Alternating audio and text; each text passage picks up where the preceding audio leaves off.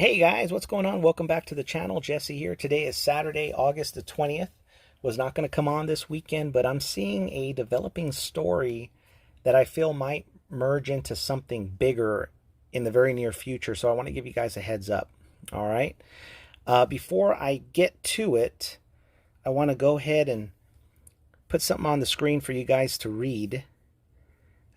You know, I feel like this is like a magic show. We're watching the magician's hand over here that he's kind of waving around. And with the other hand, there's other stuff going on. Why they're pushing this narrative, all of a sudden, now they're making people scared. Even the ones that recovered from this. Now, for the next 2 years, you might have all kinds of problems.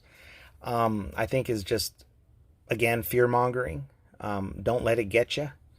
Okay? Remember, their narrative for this whole thing failed. So they have to keep it alive somehow in the media. And this is how they're going to do it. I'm interested. For me, it's more like, why aren't you talking about the people that are having heart attacks and strokes ever since this whole thing happened? And what could potentially be the reason as to why a lot of people are having heart attacks and strokes following this outbreak. But of course, they're not going to talk about it. They're going to talk about these symptoms. I think it's just very interesting. And this is just, if you want to laugh, take 10 seconds and read that, guys. If it's not the boogeyman, it's going to be the monkey, right? It's ridiculous.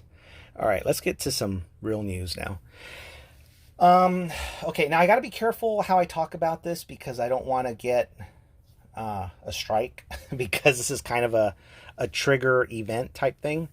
But back in 2017, October 1st in Las Vegas, there was an event. There was a music event that was going on, and it turned into something extremely tragic. All right. Almost 60 people died. 500 people got hurt, wounded. You guys can do the research. It's quite obvious, what I'm talking about. But, there's a lot of questions as far as that event is concerned. Like, how did it really go down and what really happened? Well, I'm going to talk hypothetically. All right, let's just story time. Let's just say, okay, that weekend Air Force One was in Las Vegas. Mr. T was on Air Force One, as well as other locations in Vegas, hotels and, places to meet people. His most important guest that he had, though, that was there, was the new prince of Saudi Arabia. And he was introducing the new prince of Saudi Arabia to a lot of the heads of news media, social networking platforms, technology companies, stuff like that. He was introducing him to them. And they were saying something to each other. The prince was telling these guys something. And this was all very secret. They did not tell the news media, obviously. Why in Vegas and why not in Washington? Well, you have meetings like this in Washington. There's politicians all over the place. Are you kidding me? That's like the worst place to, have these secret meetings. Well, why Vegas? It's so busy and stuff. Well, exactly. It's busy, but it's a different type of busy. You can pretty much go anywhere and do anything. And it's such a busy city anyway, no one would really know. Plus, you had this big concert that was happening. And, Trump has some property over there. He has some access to locations that other people don't. So this is kind of a cool place to do things. Yeah. But let's get to the bottom line. Why the Prince of Saudi Arabia? Well, it kind of goes back to when Trump was inaugurated as president, right away, he started traveling around the world to different countries, meeting with the heads of these countries. You know, he went to Russia, he went to China, he went to the Vatican, he went to Saudi Arabia. Guy even went to North Korea. Okay. He went to a lot of places. And the media even gave him a hard time about it. They're like, oh, you know, he's president and he's not even concerned about our country. He's just showboating himself around the world. No, he was doing something very specific. And let's just say that for every country he went to, he took a box or a binder of damning evidence that he showed them that explained that he and the government of the United States, the military, that we were aware of a lot of very bad activities that these leaders were involved in. Whether they were leaders still at that time or previous leaders, but we were aware and they needed to stop. And if they didn't stop and they didn't cooperate with us to, you know, overall just make the world a better place, that we would deal with them accordingly. He did this to every place that he went to, including Saudi Arabia. Now, why do I keep talking about Saudi Arabia? We don't really think about that place, right? As a country, well, we should, because it's like the richest country, you know, if not the top two when it comes to just flat out net income and money, all the oil and stuff, you know. Well, at that time, the head, you know, the main people, the head guys of Saudi Arabia, they were really bad people, and they had a lot of involvement in some very dark things. And right away after Trump visited, they pretty much did a restructure, and there was a new prince that was crowned. This is the prince that was with him in Las Vegas. This was the prince that was talking to the heads of these organizations of America and really of the world. Why would he have a guy that is a representative of the richest country in the world talking to these people? Because we know that money is power. Money can be used for good. It can be used for bad. And he needed, for this type of operation, to clean house, he needed to have the backing of someone, of a country that has a lot of money. So what better person to have by his side but the prince of Saudi Arabia? There were a lot of deals that were made, monies that were, you know, transferred in between here and there. And there were timelines given, and there were directions and instructions given. And let's just say, to make it easy, when we give the green light, when we say the coded word, or we throw the coded symbol out there, you guys need to do step 1, 2, and 3. That was pretty much the gist of the type of conversations these guys were having with each other. What the prince was telling all of the big boys that he was meeting through Trump. Okay?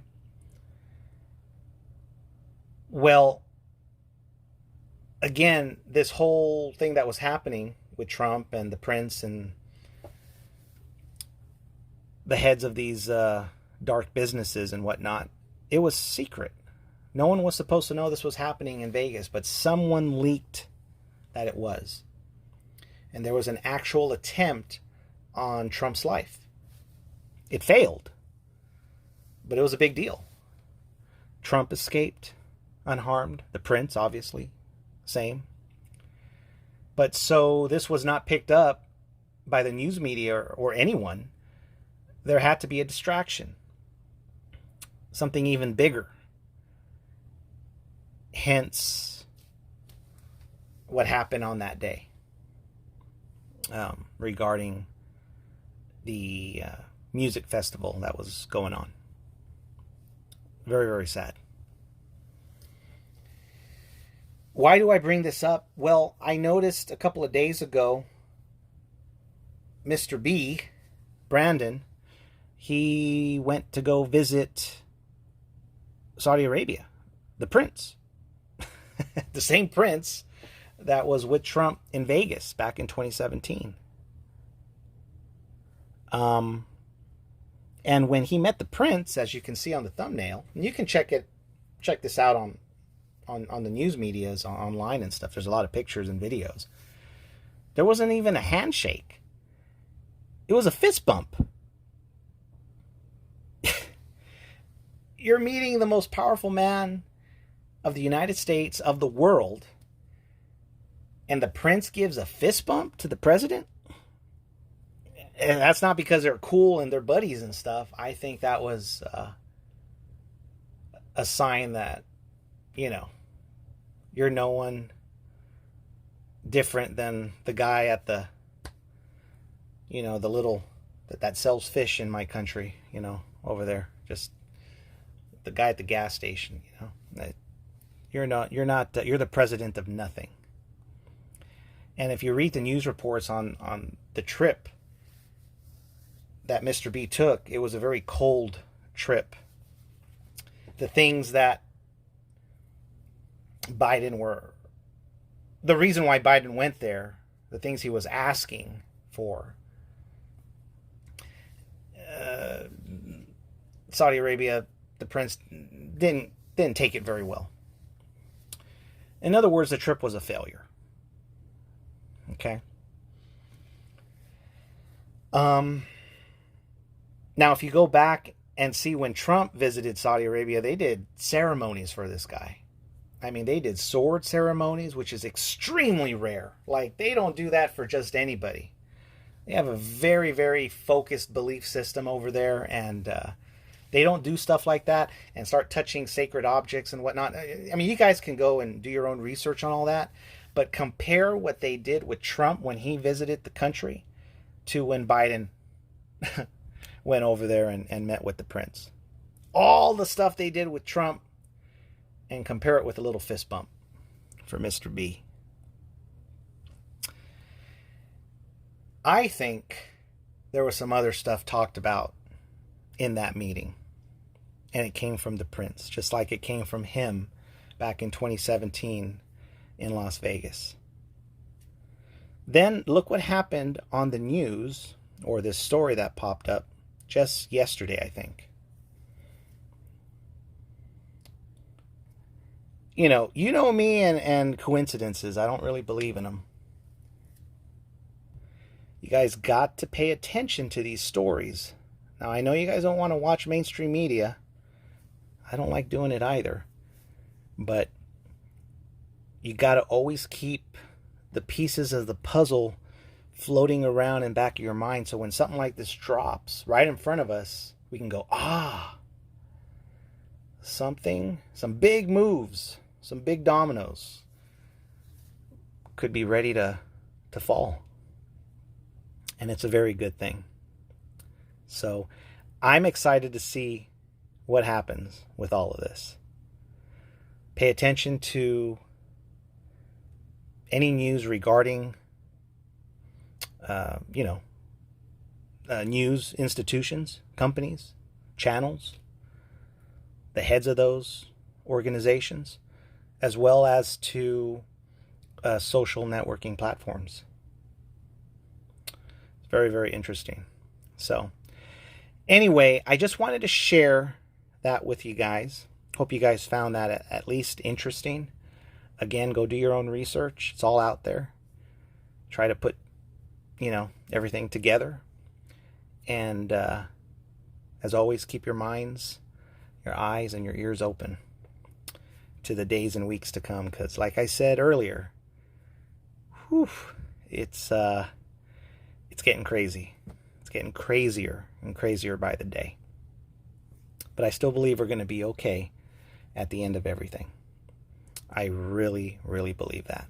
So anyway, okay. I went a little long on this vlog. Sorry, guys.